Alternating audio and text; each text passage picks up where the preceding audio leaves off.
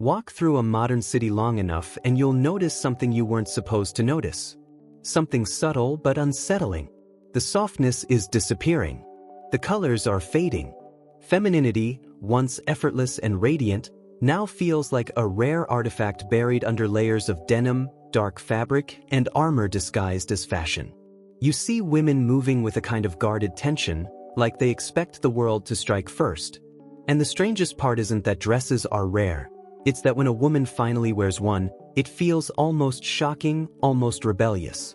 As if she's breaking some unwritten social code simply by being what she naturally is. Most people will never say it out loud. They'll pretend it's just fashion, just trends, just comfort. But you and I both know better. Something deeper is happening. Something psychological. Something cultural. A quiet war inside the female psyche, where looking feminine has become dangerous, suspicious, even shameful. Today, many modern women aren't just avoiding femininity, they're terrified of it. And that fear is shaping an entire generation. Femininity used to be a celebration. Now, some women treat it like a threat.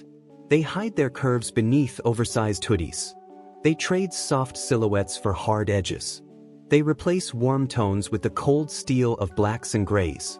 They mask their natural beauty under intentional plainness, calling it empowerment while their eyes betray a flicker of uncertainty. Every choice is calculated. Every gesture is filtered through an invisible committee of female peers and ideological expectations. This isn't coincidence. It isn't evolution. It's conditioning. Because somewhere along the way, femininity stopped being something a woman expresses and became something she feels obligated to suppress. The truth is simple. Femininity makes some modern women feel exposed, vulnerable, decorated. It reminds them of expectations they resent and judgments they fear. So they run from it. They cover it. They sabotage it. And they tell themselves they're doing it for freedom, when really, they're doing it for safety. Or at least, the illusion of safety. You can watch this fear unfold in real time. A woman stands in front of a mirror, holding a dress she secretly loves. The color is soft, the fit flattering, the fabric light. But she hesitates. She pictures the reactions, the comments, the silent evaluations from other women, the silent desires from men. She imagines being called a pick-me, accused of trying too hard, dismissed as shallow, criticized for being feminine in a world where femininity has been reclassified as weakness. The dress goes back into the closet. She chooses something neutral, something shapeless, something safe. And this is where the shift becomes undeniable. Being feminine used to be natural. Now it's a political act, a declaration, a risk. Modern ideology has done something few people want to admit. It has turned femininity into guilt. A pretty dress is compliance. Styled hair is submission. Wearing makeup is internalized misogyny. Looking attractive is betrayal. These ideas didn't appear overnight. They were whispered through classrooms, embedded in media, reinforced through social circles. Little by little, women were taught that their nature, their softness, their beauty, their delicacy, was a liability to overcome, not a gift to protect. So they hardened themselves. You see it everywhere, gender-neutral everything. Outfits that disconnect the wearer from womanhood. Haircuts chosen not to highlight beauty, but to reject it. Aesthetic choices rooted not in self-expression, but in self-defense. Some women aren't expressing themselves, they're rebelling against themselves. Against the parts of their identity they've been told are undignified or unsafe. Femininity has become a mirror that many modern women can't look into. Because when they do, they're confronted with a truth they've been running from, that being feminine doesn't make them inferior. It makes them different. And some women would rather erase difference than embrace it. But here's the uncomfortable reality. Rejecting femininity doesn't free them from the male gaze. It doesn't liberate them from beauty standards. It doesn't shield them from criticism. It only replaces one form of insecurity with another. A woman hiding her femininity isn't liberated. She's scared. She's unsure. She's adrift, caught between who she is and who she's been told she must be. This is the unspoken truth of the modern era. Many women are at war with their own nature. They cover their softness with hardness, not because it empowers them, but because softness now feels dangerous in a world that mocks it, manipulates it, and misunderstands it. Femininity has become the forbidden fruit, desired, feared, and punished all at once. Somewhere deep down, many women still long for it. The dresses, the elegance, the warmth, the glow. But longing is dangerous in a culture that weaponizes authenticity. So they bury it, they silence it, they pretend it never existed. And in that silence, something vital is being lost. Something society once depended on. Something men still feel the absence of. Something women secretly ache to reclaim. This is the beginning of that truth. The doorway into a conversation most people refuse to have.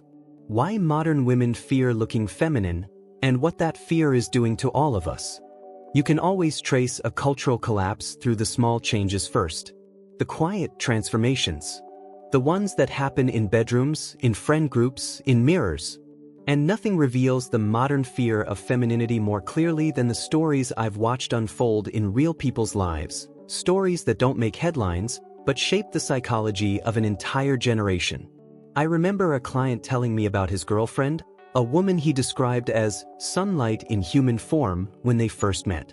She had long hair that framed her face softly, wore dresses without hesitation, and carried this natural warmth that made people feel safe around her. She didn't try to be feminine. She simply was. And that softness was part of what drew him in. Part of what awakened his protective instinct. Part of what made him commit. But 2 years later, he was dating a different person. Same name, same body, same voice. Completely different presence. The hair was gone, replaced with an aggressively short cut that didn't flatter her face.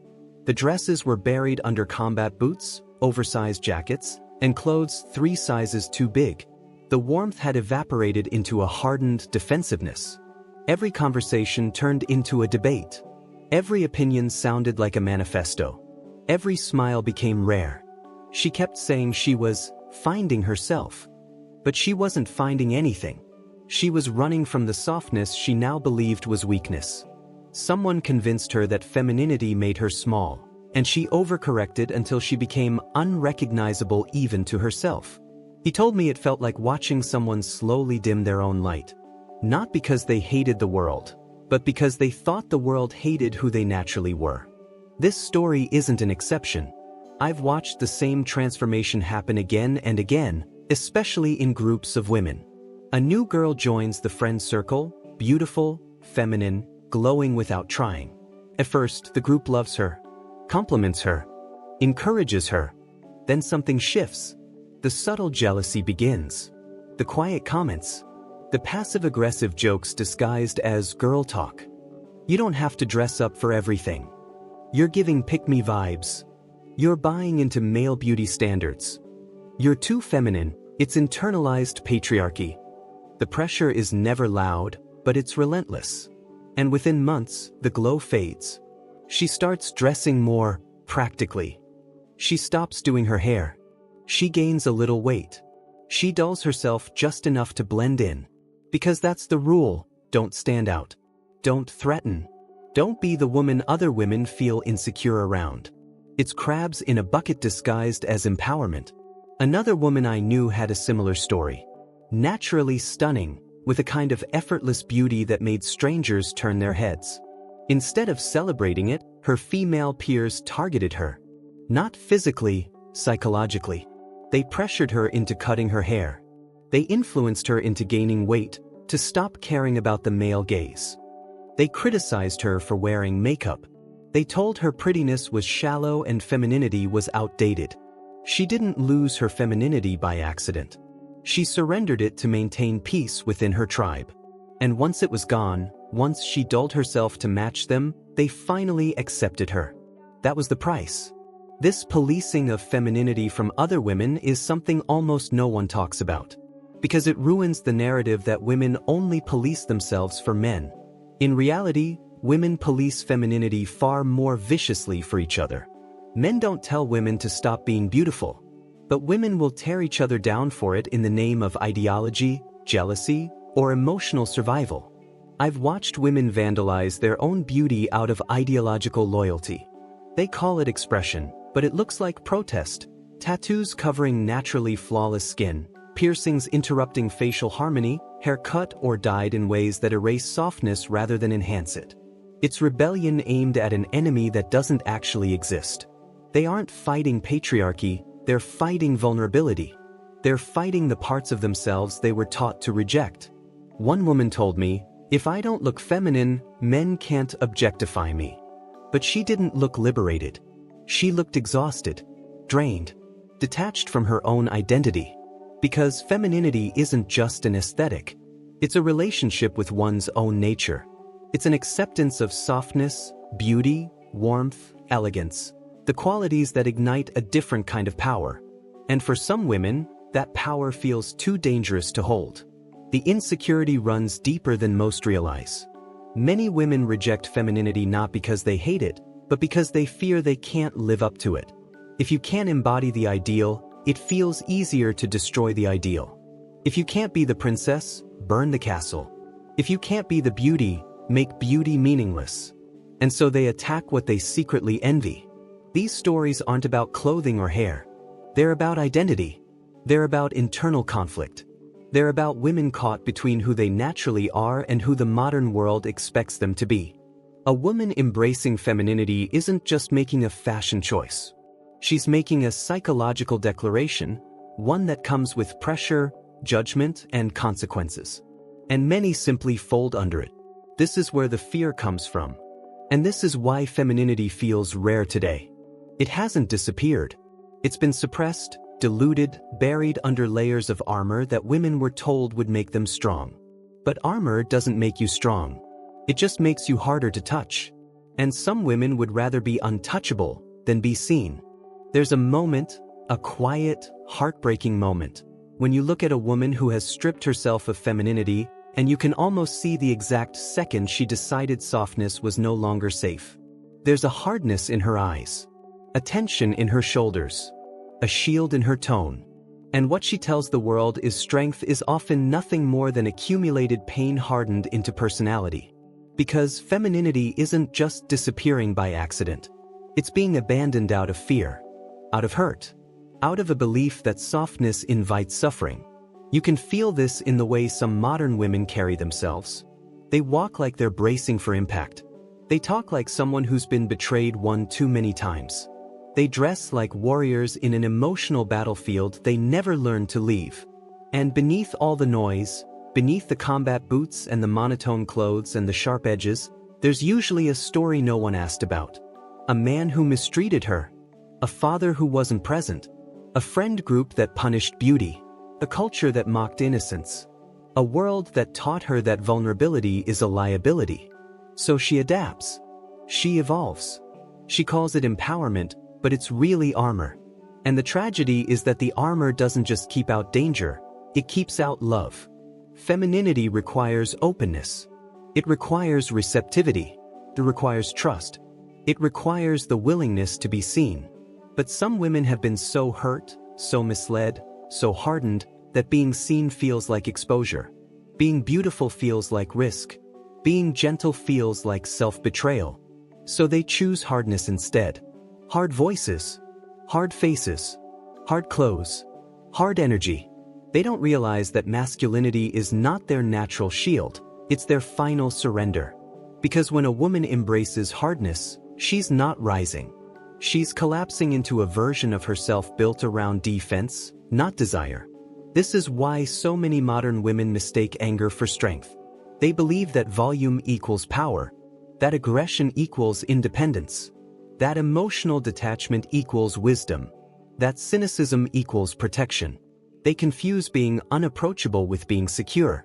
But all it does is turn them into a mirror of the men they resent. And the saddest part? Most of them never wanted to be hard. They simply didn't know how else to survive. Watch their relationships and you'll see the destruction unfold. A masculine woman doesn't invite masculine devotion, she repels it. She doesn't awaken a man's desire to protect, she awakens his instinct to compete. She doesn't evoke tenderness, she evokes distance. Not because men hate strong women, but because masculine energy does not dance with more masculinity. It collides with it. It's not harmony, it's friction. But modern culture taught women the opposite. It told them that femininity was submission, that beauty was weakness, that nurturing was slavery. And as they abandoned these traits, they abandoned the very qualities that inspired men to love, to build, to protect, to commit. When women extinguish their feminine light, men don't know what to protect anymore, what to fight for, what to cherish, what to devote themselves to. This is why so many men today feel grief, real grief, when they look at the modern dating landscape. They see women who look like they're bracing for war, not preparing for love. Women who look more comfortable arguing than laughing. Women who have been taught to distrust tenderness and treat affection like a threat. Men don't grieve because they want dolls. They grieve because the softness that once created connection has been replaced with emotional concrete. And this grief becomes even sharper when you consider what femininity used to inspire in men. Generations ago, men carried photographs of their wives and girlfriends in their pockets, not because they were naive, but because that image of feminine softness reminded them what they were fighting for, what they were building for, what they were protecting. A man can march through hell if he believes he is protecting something gentle on the other side. But what happens when the gentleness disappears? What happens when the softness turns into steel? What happens when the feminine energy that once inspired creation becomes indistinguishable from the harshness of the world itself? Men don't know where to aim their strength anymore. This is the emotional rupture no one talks about. When women harden themselves to avoid being hurt, they unintentionally hurt the men who were ready to love them. They place walls where bridges should be. They build fortresses where homes could have grown. And then they wonder why love feels distant, why connection feels strained, why relationships feel impossible. Some women even adopt a strange form of performance, a strategic display of innocence that only appears when it benefits them, a sudden sweetness when there's something to gain, a temporary softness that dissolves once the moment passes. But real femininity isn't a costume you put on for advantage. It's not an act. It's not a mask. It's an energy that radiates effortlessly when a woman is aligned with her nature rather than fighting it. But many modern women are fighting themselves, fighting their biology, fighting their desires, fighting their softness, fighting their femininity as if it's an enemy instead of a birthright. And every step they take away from it creates deeper loneliness, deeper bitterness, deeper confusion. And deep down, beneath all the armor, many of them know it. They know they've lost something. They can feel the absence. They can feel the disconnect between who they are and who they've been told to be. They just don't know how to admit it. But until they face it, the gap will keep growing. Between men and women. Between their nature and their identity. Between the femininity they crave and the masculinity they perform. This is the emotional truth no one wants to face. The truth that sits beneath the fear, the ideology, the anger. Femininity didn't die. It was abandoned. It was punished. It was forbidden. And now, it's becoming something far rarer, something women long for but no longer know how to express. At some point, we have to step back and look at the bigger picture. Not the fashion, not the trends, not the noise, but the deeper spiritual crisis beneath it all. Because the rejection of femininity isn't just a cultural shift. It's a rupture in the human story. A break in the ancient rhythm that once held men and women together. And every generation that drifts further from that rhythm feels the consequences more sharply than the last. Femininity has always been more than appearance. More than dresses, more than softness, more than beauty. It is an energy, a presence, a way of moving through the world that brings balance to the harshness of existence. Where masculinity pushes against the world, femininity invites the world in. Where masculinity builds structure, femininity fills the structure with meaning. Where masculinity endures hardship, femininity transforms it into wisdom. These two energies were never meant to compete. They were designed to complete. But somewhere along the way, completion became offensive. Harmony became outdated. Difference became dangerous. And so many modern women were taught to amputate the parts of themselves that made them uniquely powerful, all in the name of progress. They were told to embrace masculine light while neglecting feminine flame, to embody strength while discarding softness, to lead with assertion while abandoning intuition. And now the world is suffering from an imbalance so severe that people can feel it in their bones. You see it in relationships that fail before they begin, in marriages that feel transactional instead of devotional, in families that crumble before they're formed, in children who grow up confused because they never saw the dance between masculine and feminine modeled with clarity. It takes only one generation to lose a tradition, and 3 to forget it ever existed. But the truth, the beautiful, dangerous, forbidden truth, is that femininity has not disappeared. It's simply waiting for the world to stop punishing it. It's waiting in the woman who still feels a spark when she sees a sundress in a store window, in the woman who still smiles more warmly when she lets her guard down, in the woman who still feels the desire to nurture, to love deeply, to create beauty, in the woman who feels exhausted by the performance of hardness, in the woman who knows something inside her has been silenced. Femininity is not gone. It's dormant. And dormancy is not death. Dormancy is preparation. There comes a moment, sometimes quietly, sometimes violently, when a woman realizes she is tired of carrying armor that never belonged to her. When she looks at her reflection and sees the hardness she was taught to admire and feels nothing but emptiness. When she senses the distance forming between her and the life she secretly wants. And in that moment, she finally whispers the truth she's been terrified to say. I don't want to be this hard. Not because she wants to be weak, but because she wants to feel alive again. This is the turning point, the crossroads, the moment where she has to decide whether to keep performing masculinity or return to her natural frequency. And it takes courage, more courage than people realize, to choose softness in a world that rewards hardness, to choose vulnerability in a world that celebrates detachment, to choose beauty when cynicism feels safer. Femininity is not for the faint of heart. It requires strength disguised as gentleness. It requires the bravery to be open, the willingness to be warm, the strength to be nurturing in a world that calls nurturing foolish.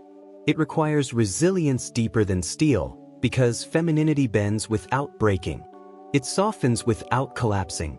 It gives without emptying. And when a woman fully embodies this, not a caricature, not a performance, but the real, grounded feminine, something extraordinary happens around her. Men respond differently. Children relax. Rooms shift. Conversations soften. Life becomes richer because she is no longer at war with herself. This is the moment men have been starving for. Not to dominate, not to control, not to own, but to finally meet the feminine energy their instincts were designed to respond to. When men encounter real femininity, something ancient awakens in them. A desire to build, to protect, to provide, to commit. Not out of pressure, but out of devotion. This is what modern culture forgot. Masculinity is not inspired by competition with women. It is activated by the presence of femininity. And that is why the world feels so lopsided. Because there is so much masculine energy everywhere. Aggressive, harsh, unyielding, and not nearly enough feminine energy to balance it. We have noise but no harmony, activity but no meaning, movement but no purpose. But the solution, as immense as the crisis feels, is profoundly simple. Women remembering what they are. Not what society told them to be. Not what ideology demanded. Not what hurt convinced them. But what they are. Women who reclaim femininity don't regress, they rise. They become dangerous in a way softness makes dangerous. Irresistible in a way warmth makes irresistible. Powerful in a way nurturing makes powerful. They become exactly what the modern world tried to erase. The counterbalance to chaos, the antidote to coldness, the quiet force that makes life worth protecting. Because femininity, true femininity, is not weakness. It is medicine. And the world is starving for it. When a woman preserves her light, her optimism, her inner glow despite everything she has endured, she becomes a force stronger than bitterness, stronger than cynicism, stronger than modern ideology. She becomes a reminder of what humanity forgot. That beauty matters. That softness has power. That harmony is possible. That difference is divine. And in the end, she becomes what she was always meant to be, the balance to masculine strength, the heart of the human story, the quiet flame that makes civilization feel like home. The world doesn't need women to be men. The world needs women to be women. And the future depends on it.